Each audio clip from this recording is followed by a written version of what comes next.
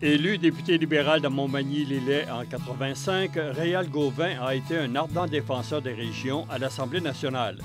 Il a participé à la création de la politique libérale à l'égard des régions. Réal Gauvin a cumulé 4 mandats consécutifs dans son comté pour un total de 18 ans. Bienvenue à Mémoire de député.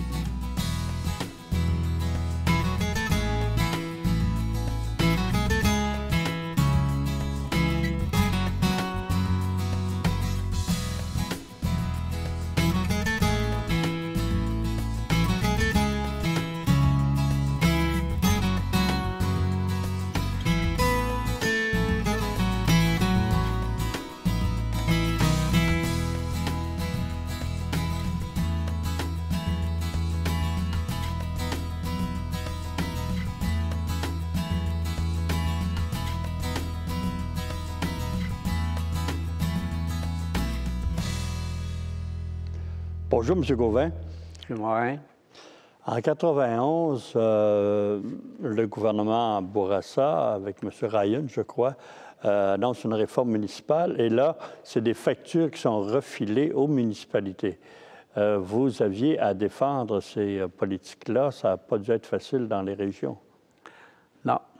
Si on manquait de formation comme député, là, ça a été complété là par M. Ryan. Et il nous avait réunis puis nous avait dit, on a pris tous ensemble, on a pris une décision. Ça doit arriver. Ça doit arriver à bon port. Vous allez, c'est public. Ils ont tous été avisés. Vous avez la responsabilité d'aller en région, dans chacune de vos régions respectives, et de le débattre et de l'annoncer, détailler et répondre aux questions des gens, des municipalités d'abord et des citoyens. Il y a une facture au bout, mais par contre, il y aura de l'aide financière. Ça n'a pas été facile, mais j'ai compris qu'il fallait... On a compris, et la plupart, je pense, les députés ont embarqué dans le jeu, et on n'avait pas beaucoup de choix. M. Ryan était très respectueux. Il a toujours été disponible, les députés. Mais je dois vous dire, quand il plaçait une commande, il vérifiait si elle avait été bien compris.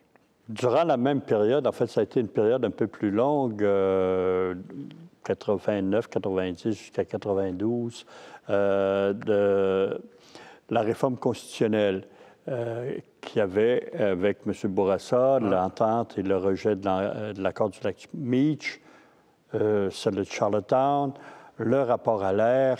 Il y avait des tensions dans le parti, il y en avait dans le gouvernement. Comment vous avez navigué là-dedans? Oui, le caucus des députés, je me souviens, était comme mal à l'aise avec, pas tous, là, parce que je dois vous dire, les problèmes constitutionnels, le Québec dans le Canada, les projets de séparation, d'autonomie du Québec, il y avait de l'apprentissage à faire pour bien comprendre ça. Donc, quand il est arrivé le débat sur Meech, puis tout ce qu'on a connu et avant et après, dont le rapport à l'air que vous faites mention, plusieurs d'entre nous étaient mal à l'aise. J'étais un de ceux qui étaient mal à l'aise avec cette division-là d'abord, puis la tournure que prenait le rapport à l'air. Parce qu'il réclamait beaucoup de pouvoir. Il réclamait des pouvoirs, ce qui pouvait apparaître comme impossible, pour ceux qui n'ont pas suivi toutes les démarches internes, là, des démarches un peu discrètes là, qui se faisaient entre ministères et hommes politiques. C'était une des périodes difficiles pour un député de région comme je suis, qui se trouve assez bien, très bien au Québec, puis qu'on a le plaisir de vivre au Québec, mais on avait toujours pensé que ça serait pour toujours à l'intérieur du Canada. Donc, quand vous êtes près des frontières du Maine et que vous dépendez de l'industrie forestière, dont 80-90 de ce volume-là s'en va aux États-Unis, vos relations. J'étais transporteur, mes relations étaient avec des grandes cours à bois américaines, personnellement. Donc, je n'ai pas tenté d'expliquer ça à mes électeurs, mais quand j'avais la chance, je leur expliquais que notre région était préparé pour vivre en relation avec et le Canada et les Américains. C'était plus difficile pour nous. Mais vous étiez un fédéraliste convaincu. J'étais un Québécois. J'avais du plaisir à leur dire, moi, je suis du Parti libéral du Québec, je supporte le Parti libéral fédéral. Je peux ajouter que je suis un fédéraliste, mais d'abord, moi, je vais défendre ma peau ici au Québec et celle de mes électeurs, ce qui est nos besoins. On dit souvent, on va se séparer, on va les laisser tomber plus tôt. Quand tu es réaliste, personnellement, j'essayais d'expliquer aux gens que je trouvais ça irréalisable. Nos besoins étaient autres. C'est sûr que les plus grands politiciens qui favorisaient la séparation du Québec d'avec le Canada avaient un discours tout autre. Hein? À l'occasion, on nous disait qu'on ne pourra jamais se développer davantage tant qu'on ne sera pas maître chez nous. Bon, ça a fait un bout de chemin, mais en dernier, c'était pas aussi facile que ça a passé. Ça ne l'est pas encore aujourd'hui. Et M. Bourassa a été gravement malade, il a démissionné, remplacé par M. Johnson. Vous avez appuyé assez rapidement M. Johnson, qui finalement n'a pas eu d'adversaire. Il a été couronné. Est-ce que pour le parti, ça a été une bonne chose, ce couronnement? Évidemment, dans des situations de même, je pense qu'on se pose toujours. Plusieurs se posent la question, puis nous, on y réfléchit aussi. Là, ceux qui étaient bien convaincus que ça pourrait arriver de même. Oui, je pense que s'il y avait eu un débat à ce moment-là, ça aurait pu aider. Un débat à l'intérieur de nos structures, là, ça aurait pu aider. Dans le parti? Dans le parti, d'une part. Mais moi, je n'ai pas été tellement mal à l'aise. Évidemment, j'avais de très bonnes relations avec M. Johnson. L'expérience passée, lui, comme ministre pour la région de Montmagny, il avait été très, très attentif à notre région, comme il l'a été pour toutes les régions, mais il y avait des dossiers. La Chambre de commerce de Montmagny et plusieurs organismes étaient des bons supporters et M. Johnson est venu dans la région souvent. Puis il avait compris que si les dossiers avaient besoin d'être revus au ministère, ça serait assez facile de revoir, de travailler dans ces dossiers-là. Il m'avait toujours exprimé une collaboration et ça a été mon premier choix. Je l'avais averti d'ailleurs de ne pas déplacer personne pour avoir mon opinion. Je vous l'affirme directement. Au besoin, appelez-moi s'il y a lieu. Alors, vous n'avez pas été de ceux qui se fait tirer le bras pour... Qui attendait de se faire offrir des choses. Oui. Bien, moi, j'ai été bien dans ma peau comme député. On avait déjà presque deux mandats de fait. Mon expérience avait été bonne et je sentais que je pouvais faire un peu plus. Je suis quelqu'un qui a toujours été assez prudent. J'ai toujours travaillé à l'intérieur de mes capacités. Puis quand je voyais que j'étais à l'aise dans cette partie-là, j'observais où je pouvais pas aller un peu plus loin. Et j'aimais mieux monter comme ça. Marche après marche. Par marche. À me permettre d'avoir le respect de mes collègues ici à l'Assemblée nationale, d'être bien placé à l'intérieur de cette équipe-là, sans nécessairement être obligé de jouer du coude. Je m'inquiétais beaucoup pour ma famille et le petit commerce qu'on avait, parce que tout le monde nous disait, la politique, ça fait un petit bout, là, mais quand tu en ressors dans des conditions difficiles, c'est difficile après la vie. Fait que j'étais prudent à ce niveau-là. J'avançais toujours en pensant à tout ça. En 1994, sous M. Johnson, les libéraux sont toujours au pouvoir, mais l'économie ne va pas très bien. Et vous avez demandé avec des collègues à M. Johnson des mesures un peu originales pour stimuler l'économie. Qu'est-ce que vous aviez en tête? C'est-à-dire un petit groupe de députés, c'était pas un comité, on se réunissait souvent et on disait on peut faire plus. parce que moi, j'avais été mandaté par M. Johnson, Marguerite Delisle et moi, qui était la députée de Jean Talon, à cause de notre expérience avec le monde municipal, d'aller rencontrer les régions, soit la Côte-Nord, ce qu'on a fait un peu moins, mais on a fait beaucoup le Bas-Saint-Laurent, la Gaspésie. On rencontrait les municipalités, les groupes, puis ce qui en est ressorti, il devrait y avoir un programme où on devrait être ouvert à aller revoir l'application de certains programmes et les définir en fonction de des besoins de chacune des régions, un peu adapté à chacune des régions. Donc, Bas-Saint-Laurent est une région. Moi, là, je viens de la région Chaudière-Appalaches, qui est la grande région de la Beauce et Lévis, là. Et quand on arrivait en Gaspésie, on voyait bien que les besoins et les moyens financiers n'étaient pas les mêmes. Ces gens-là, souvent, tentent de travailler en groupe. Au lieu d'avoir un promoteur qui essaie de réaliser un rêve, partir une petite entreprise, tu les vois plus souvent que pas, 2 ou 3 se parler et dire on se mettra ensemble, on pourrait faire telle chose. Les programmes, parfois, exigent que tu aies une mise de fonds ferme qui vient d'une entreprise ou d'une banque locale. On voulait qu'il y ait une souplesse, plus de souplesse à ce niveau-là, que le gouvernement ça réponde à ces exigences, mais à permettre aux gens de se structurer différemment. On est à moitié arrivé. Aujourd'hui, c'est beaucoup plus comme ça qu'autrement.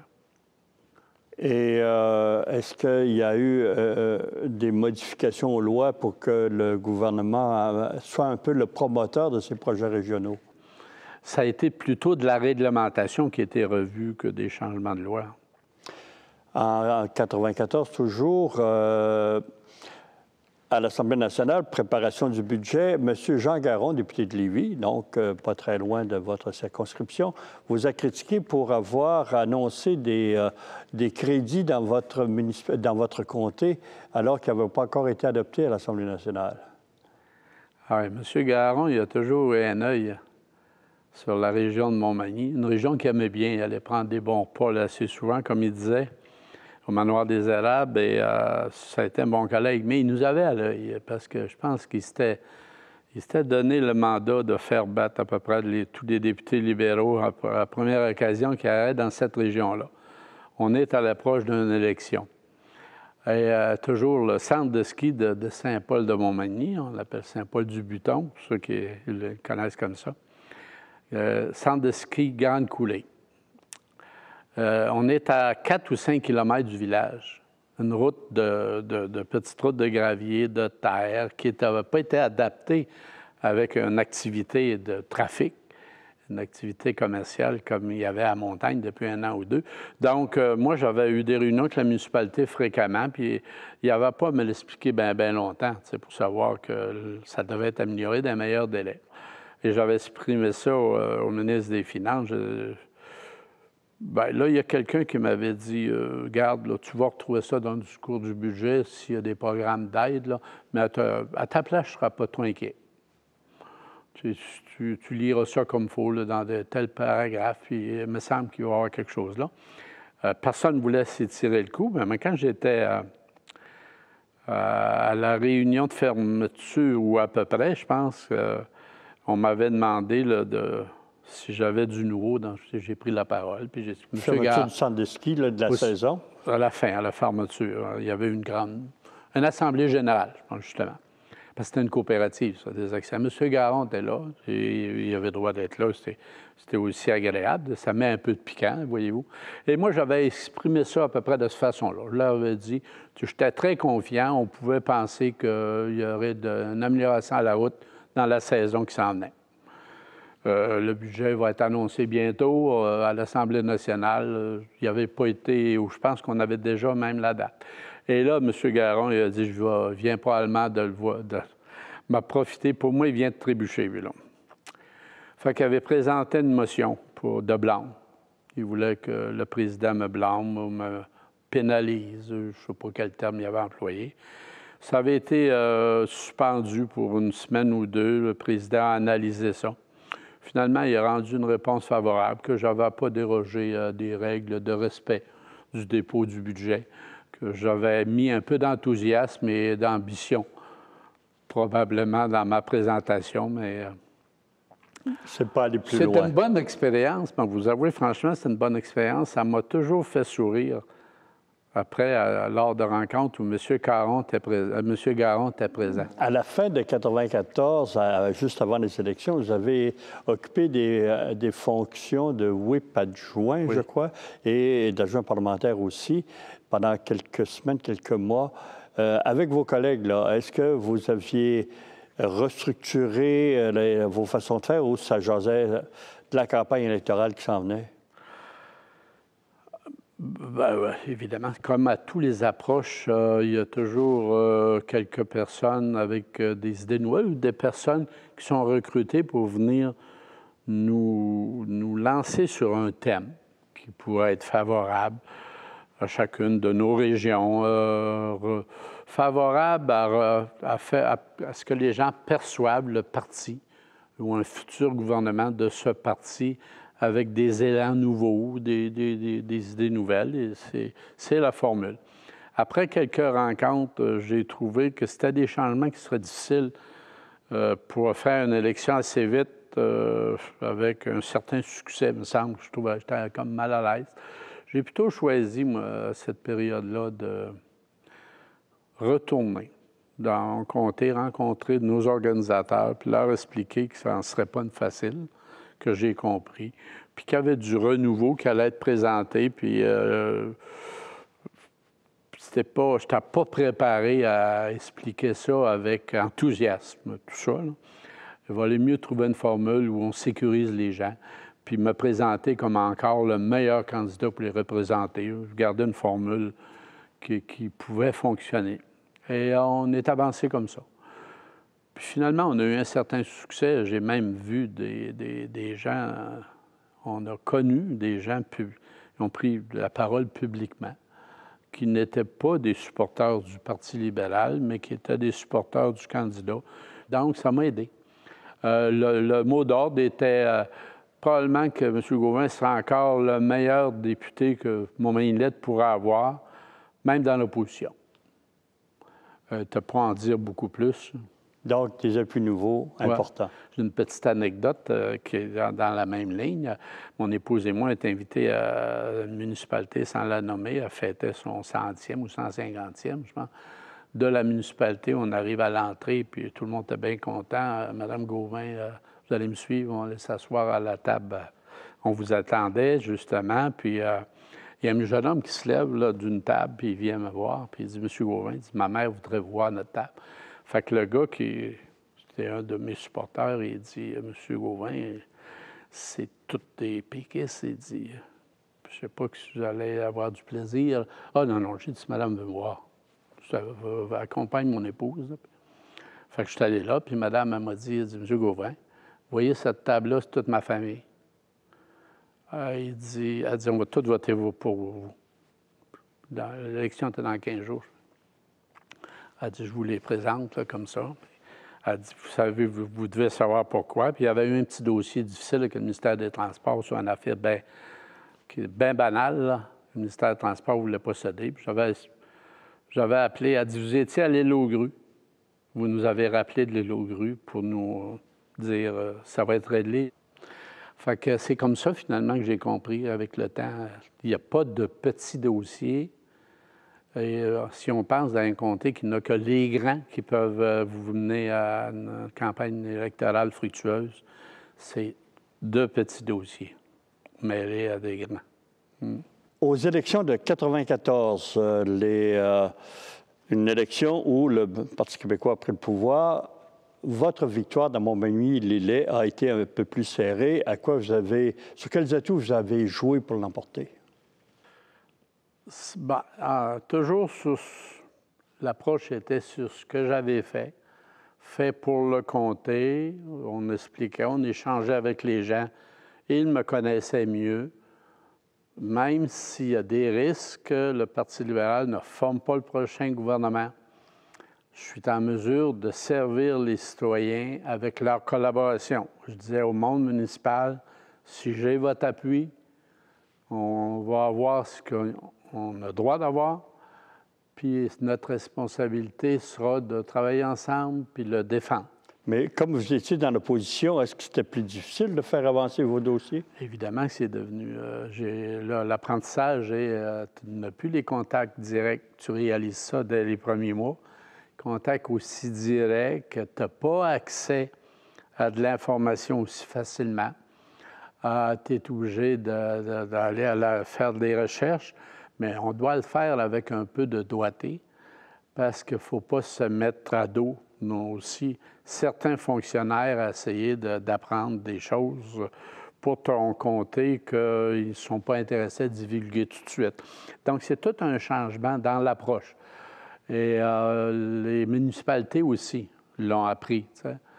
Ils ont dit qu'ils avaient l'habitude de dire nous avons un projet, de telle envergure, de tel ordre, on a l'appui de notre député. Il paraît que c'était plus bon de nécessairement dire ça de même. Fait que on a appris à vivre avec ça, d'une part. Et il faut savoir reconnaître que quand tu es dans l'opposition, le mandat des députés qui forment le gouvernement est de servir le comté qui est devenu un côté d'opposition pour se préparer pour la prochaine élection. Ils nomment des députés parrains, comme on a fait, le Parti libéral a fait. Donc, c'est plus difficile. Il faut être prudent, d'une part. Et c'est arrivé. Ça m'est arrivé comme tout le monde. C'était plus lent à obtenir ce que vous vouliez. C'est-à-dire, puis assez souvent, dans la région Chaudière-Appalaches surtout, les députés au pouvoir avaient l'habitude de se vanter, de recevoir, d'avoir pour mon comté un montant de X montant. Et nous, on se devait, avec la collaboration des fonctionnaires, faire l'annonce de certains projets, ou du moins participer à l'annonce des fonctionnaires et de la commenter avec des montants beaucoup moindres. C'est le jeu politique. C'est le jeu politique. J'y ai goûté. On n'en a pas tellement souffert parce que j'avais de bonnes relations avec les députés de l'opposition. Madame Goupé était la députée de Lévis et était la ministre responsable de la région Chaudière-Appalaches. Je dois vous dire, je lève mon chapeau, hautement mon chapeau. Elle réagissait bien. Elle nous donnait de l'information. Elle était d'une attention assez particulière. C'est sûr qu'on tentait de la rencontrer quand il n'y avait pas trop de dérangement. Elle était souvent invitée dans le comté pour représenter le gouvernement, des événements particuliers. On était plus souvent que pas, à peu près toujours à la même table. Puis, elle a fait ça avec une certaine dignité. J'ai été obligé, par exemple, dans certains cas, surtout en dernier, là, de démontrer du caractère, parce que du caractère, d'argumenter un peu plus fort au nom des citoyens, parce qu'il y a eu des circonstances à une année, entre autres, là, où je me souviens, c'était surtout des dossiers de voirie où c'était le plus apparent. J'ai dit, moi, mes maires me donnent le mandat de vous poser une question. À savoir comment ça se fait que le comté de Montmagny-Lais n'a que 2 500 000 par rapport à 8-9 millions à nos voisins. J'ai dit, j'aimerais être capable de leur donner la bonne réponse. Et là, j'ai vu que les fonctionnaires se parlaient, puis finalement, on m'a fait dire quelques minutes après que M. Brassard voulait me rencontrer, puis vraiment, il a corrigé la situation de façon intéressante pour les maires. Ça, je l'avais fait, là, c'était comme... En fait, j'avais probablement pris par surprise le président de la commission, d'une part, mais ça valait le coup pour les citoyens de chez nous. C'est des choses comme ça qu'on vit.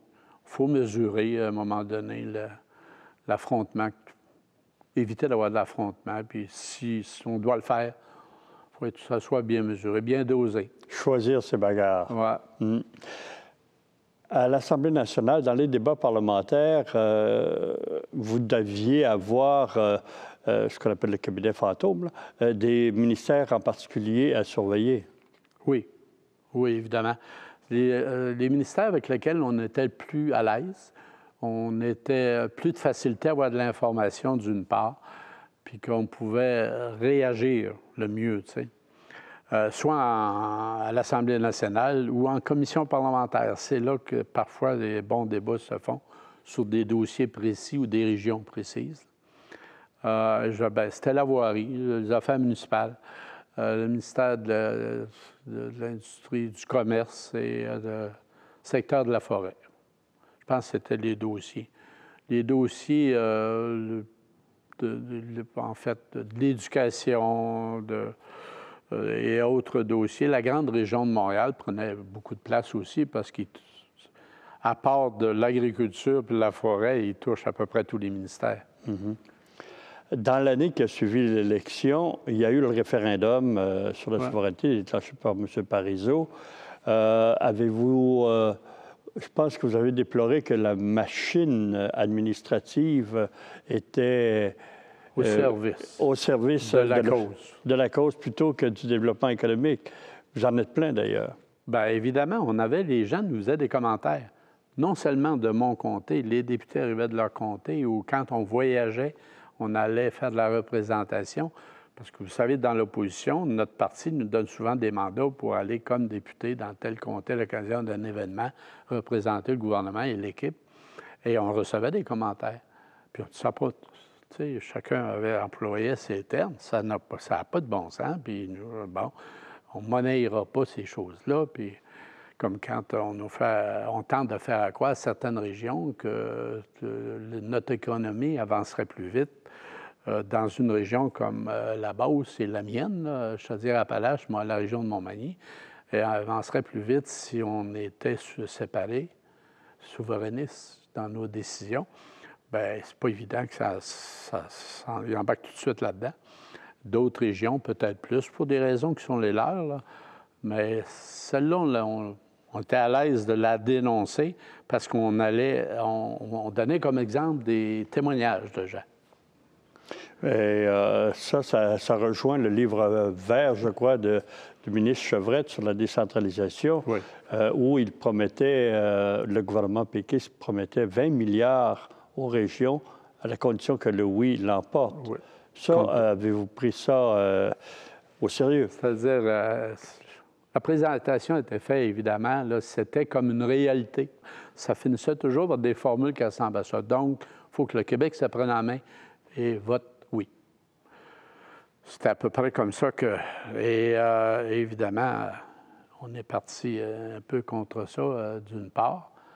Et c'était normal parce que les gens, là, plus qu'ils pesaient sur cette note-là, là, l'équipe du oui, plus que les gens ne prenaient pas ça au sérieux. C'était devenu un peu larisé. Et dans votre région, comment ça s'est passé, la campagne? Nous autres, on a eu... Je m'excuse, là, de façon spontanée, je me dis, c'était le deuxième plus bel événement après ma première élection. C'est la décision que les citoyens de Montmagny ont prise à cette occasion-là. Une majorité, là, je ne voudrais pas trop me tromper, mais dans les 3000, 4 ou 5 ou quelque chose comme ça, pour Montmagny-Lillet. Dans Chaudière-Appalaches, il y avait eu d'autres comtés, un ou deux autres là, qui étaient... Mais ça a été pour moi, parce que j'avais co-présidé le comité du non. Et avec Pierre Blais, qui était le député, il est ministre, député ministre au fédéral, d'une part. Pierre Blais était moins présent pour la simple raison qu'il avait des responsabilités à la grandeur du pays. Mais dans les grands événements, Pierre Blais était toujours là. Et on ne se gênait pas pour faire des réunions de groupe, quelques petites assemblées, puis leur expliquer de la façon qu'on le voyait, puis de la façon que les citoyens, une majorité de citoyens, et c'est ça que ça a donné. Ça a donné cette majorité-là. Merci, M. Gauvin. On se revoit la semaine prochaine. Merci.